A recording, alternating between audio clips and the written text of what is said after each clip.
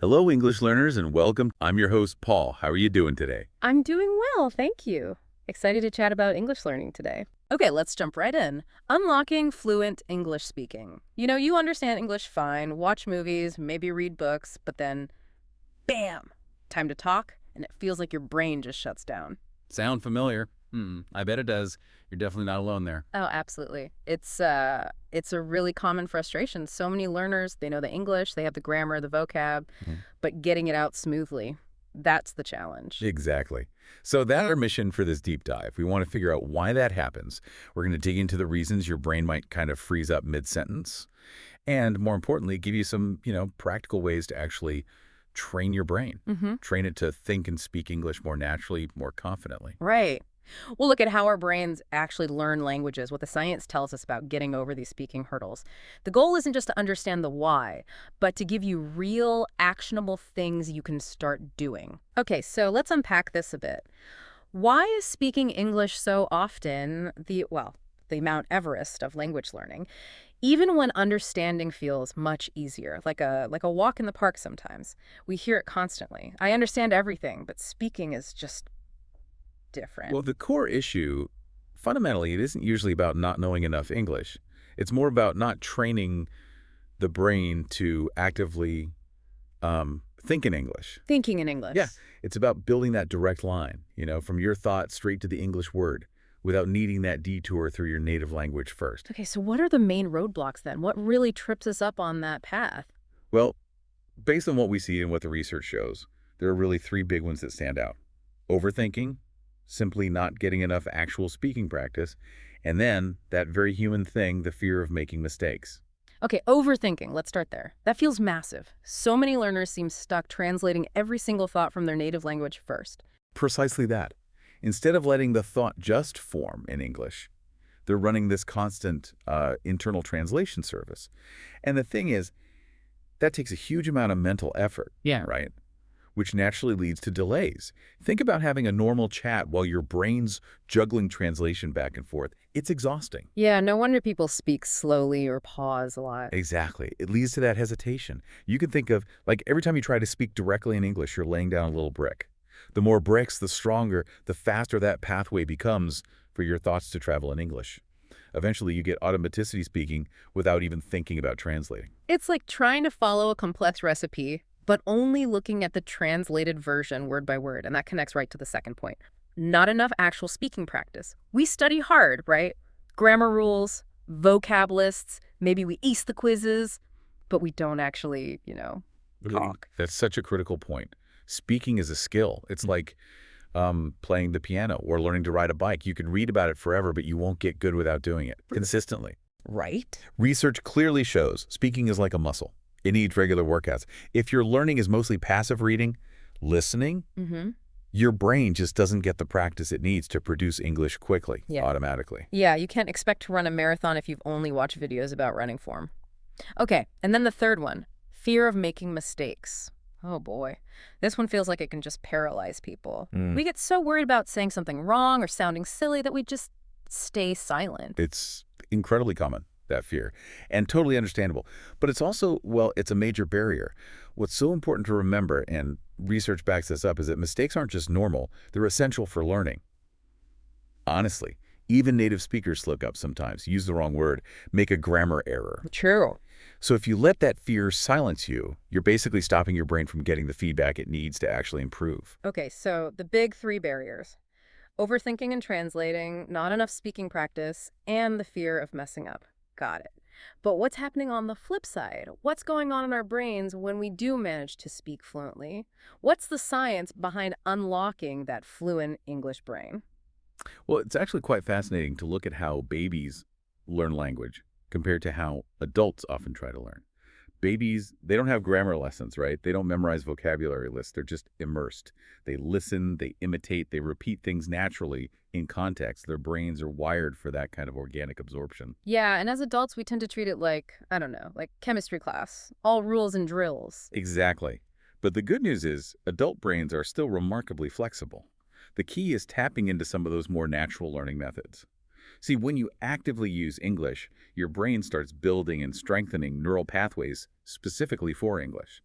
The more you use it listening, speaking, thinking, the stronger and faster those pathways get. With neural pathways again, can you break that down a bit more? Like, what does that actually mean? Sure, think of it like making a path through a dense forest.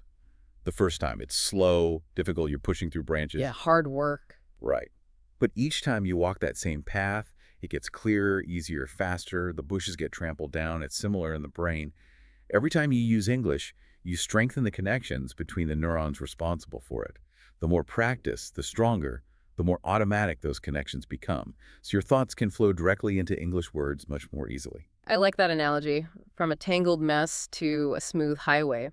So what happens neurologically when we manage to think directly in English, bypassing that translation step? Well, research indicates that thinking directly in English activates the same parts of the brain that native speakers use for language. It essentially cuts out the middleman, that translation process. And that leads to faster processing, more automatic responses, and speech that sounds, well, more natural. It sounds almost counterintuitive, but it seems like the message is don't wait until you feel, enough grammar or vocab before you speak. You actually build fluency by speaking more. That's a really crucial takeaway. So many learners get trapped thinking, I need more words, I need perfect grammar, then I'll speak. But actually, the act of speaking itself is what builds those fluency networks in your brain. It's a cycle. Practice builds skill, skill builds confidence, confidence encourages more practice. Okay, this is really clicking. So let's get practical. How do we actually start training our brains to do this? What are some concrete techniques we can start using, like today? Okay, based on how we know language learning works best, there are several powerful things you can do. First one, the no translation rule. Consciously try to stop translating in your head. Okay, sounds simple, but probably harder in practice. How do you actually break that habit? Start really small. Focus on your immediate environment. See a chair. Think chair, not your native word first. Describe simple things directly in English. The sky is gray today. My phone is on the table. Start with single words, short phrases, and just gradually try to build up to thinking more complex thoughts directly in English over time. It's about retraining that reflex. Right, retraining the brain. Small steps away from translation. Okay, what's technique number 2? Number 2 is talking to yourself in English. Now, this might feel a bit weird initially, Uh-huh. Yeah, I can imagine. but it's incredibly effective for getting practice without any pressure. So, are we talking out loud, muttering to ourselves, or just like an internal commentary? Honestly, both work. You could narrate what you're doing out loud. Okay, I'm making coffee now. I need to find my keys. Yeah. This helps cement those word-action connections. Or, if that feels too strange, just do it silently in your head. Yeah. Narrate your day, your actions, your feelings, all in English, like having your own little English voiceover. Okay, I can see how that would be a really low-stakes way to practice forming sentences. Yeah. Makes sense. What's number 3? Technique number 3, Mm. the 5-second rule. When someone asks you something in English, challenge yourself to start responding within about 5 seconds. 5 seconds. Even if the answer isn't, perfect. Especially then. The goal isn't perfection. It's about training your brain for quick recall in English. It's about pushing past that hesitation, that urge to meticulously plan and translate. Just say something. Even a simple answer, maybe slightly flawed, is way better practice than just freezing up. It builds that rapid response skill. Remember, fluency is about communicating naturally, not flawlessly. Got it. Quick thinking, not perfect thinking. Okay, technique number 4. Number 4 is shadowing. This is where you listen to a native English speaker, maybe from a podcast, a movie clip, a YouTube channel, Okay. and you immediately repeat what they say. You try to copy their rhythm, their pronunciation, their intonation, everything. Like being their shadow or their echo. Exactly. It's a fantastic exercise because it trains your brain and your mouth muscles to work together faster and more accurately in English. You're physically practicing the sounds and flow. Even starting with just 5 minutes a day can make a noticeable difference in your pronunciation and how smoothly you speak. 5 minutes seems doable. That's a neat way to get the feel of natural speech rhythms. Okay, what's number 5? Technique 5. Think in phrases, not just words. Native speakers don't usually think word by word. We think in chunks, in common phrases and expressions. So instead of just memorizing isolated words like happy, learn and think in phrases like, I'm feeling pretty happy, or that really made my day. Linguists call these collocations words that naturally go together. Give us another example of thinking in phrases. Sure. Instead of just learning important, learn phrases like, it's really important too, or that's an important point. Learning these chunks helps your brain access language faster because it's grabbing pre-made units, not building everything from scratch every time. Ah, like having ready-made sentence parts instead of just individual bricks. Clever. Okay, and the final technique. The sixth, and honestly maybe the most crucial one, speak every single day. Consistency is everything when you're building fluency. Right, but daily practice. What if you don't have a conversation partner readily available? Yeah, that's a common issue. But thankfully, there are lots of ways around it now. You can record yourself talking about your day or opinions. You can use AI chatbots designed for language practice. Many are surprisingly good now. Or join online English groups or forums where you can interact. The key thing is just finding some way to actively use your voice in English every day, even for just a few minutes. Okay, so 6 really solid techniques there. But let's talk about fitting these into real life, which is often busy.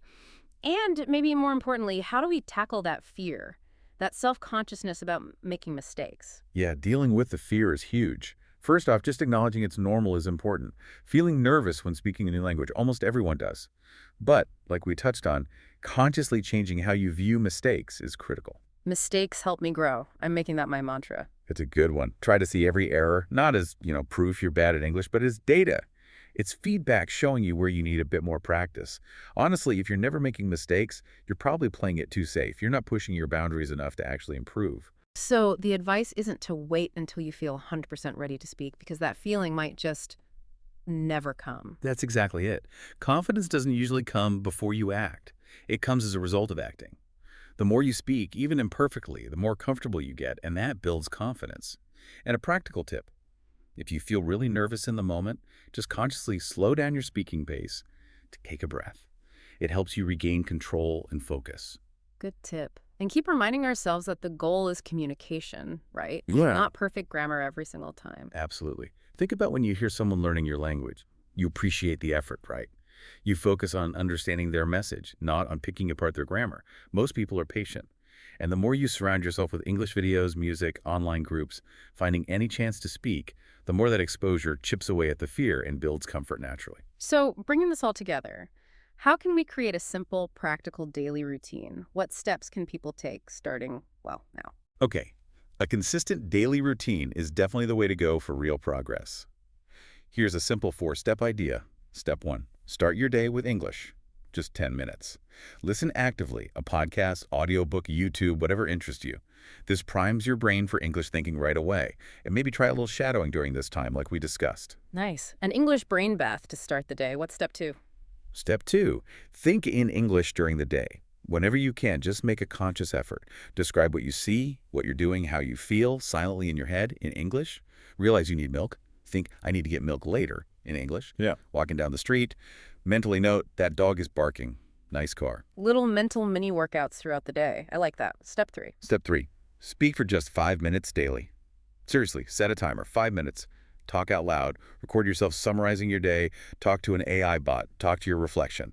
The goal is just to get comfortable making the sounds, forming sentences without overthinking it. 5 minutes of speaking. That feels very achievable, even on crazy days.